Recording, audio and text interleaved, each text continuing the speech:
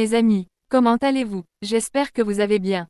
Trump envisage-t-il de conclure un accord sur les minerais avec la République démocratique du Congo, touchée par le conflit? Regarde cette vidéo jusqu'à la fin. Abonnez-vous à la chaîne. Activez la cloche de notification pour ne pas rater aucun de mes vidéos. Car je veux atteindre 50 000 abonnés. Déjà je vous dis un grand merci à toi pour ton abonnement. Trump envisage-t-il de conclure un accord sur les minerais avec la République démocratique du Congo, touchée par le conflit? La République démocratique du Congo semble se tourner vers les États-Unis dans ses derniers efforts pour trouver un allié dans sa lutte contre l'avancée des rebelles du M23. Reconnaissant que l'administration Trump est intéressée par les relations transactionnelles et voyant le projet d'accord sur les minerais entre l'Ukraine et les États-Unis, la RD Congo, riche en ressources, espère conclure son propre accord avec Washington. Il a également été rapporté que Trump allait bientôt nommer le beau-père de sa fille, Tiffany, à jouer un rôle clé dans la région. Le porte-parole du gouvernement congolais, Patrick Muyaya, a confirmé dans l'émission Newsday de la BBC que son pays souhaitait amener les États-Unis à bord et lui fournir certains minéraux critiques. Pourquoi parle-t-on d'un accord maintenant? La République démocratique du Congo est en difficulté sur le plan militaire. Les combattants du M23, soutenus par le Rwanda voisin, ont réalisé d'importantes avancées dans certaines régions de l'Est du pays, riches en minerais. Les forces régionales, d'abord d'Afrique de l'Est, puis d'Afrique australe, qui étaient censées apporter une aide n'ont pas réussi à contenir les rebelles. Le M23 a parlé d'avancer vers l'ouest pour tenter de s'emparer de la capitale, Kinshasa.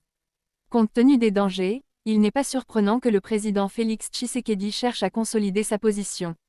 Le 22 février, le New York Times rapportait que M. Tshisekedi avait déclaré que l'administration Trump s'était montrée intéressée par un accord portant sur des minéraux stratégiques. La veille, l'Africa-USA Business Council, un groupe de pression, a écrit au secrétaire d'État américain Marco Rubio au nom d'un sénateur congolais, décrivant un accord possible qui incluait un partenariat économique et militaire. Qu'est-ce que les États-Unis pourraient y gagner?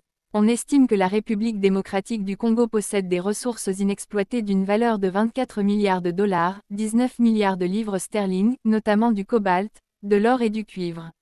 Le pays est actuellement le plus grand fournisseur mondial de cobalt, qui a des applications dans les domaines de la défense et de l'aérospatiale et qui est essentiel pour les batteries des véhicules électriques, mais la plus grande partie de cette production est destinée à la Chine.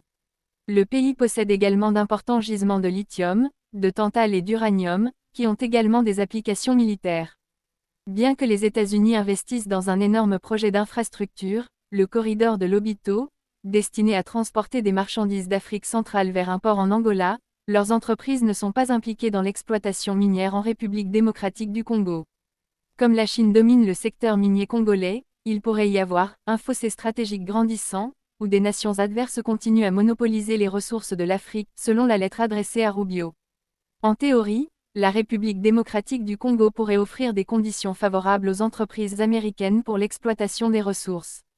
Mais, selon l'analyste minier Gregory Mth-Salter, comme les États-Unis, contrairement à la Chine, comptent sur des sociétés commerciales privées pour faire le travail, ils pourraient décider qu'il est trop risqué de faire des affaires dans ce pays. Mais tout cela n'est que pure spéculation et un porte-parole du département d'État américain a déclaré qu'il n'y avait rien à prévoir ou à annoncer pour l'instant. Néanmoins, les États-Unis sont ouverts à la discussion de partenariat dans ce secteur, qui s'aligne sur le décret visant à faire des États-Unis un producteur et un transformateur de premier plan de minéraux non combustibles, y compris de minéraux de terres rares.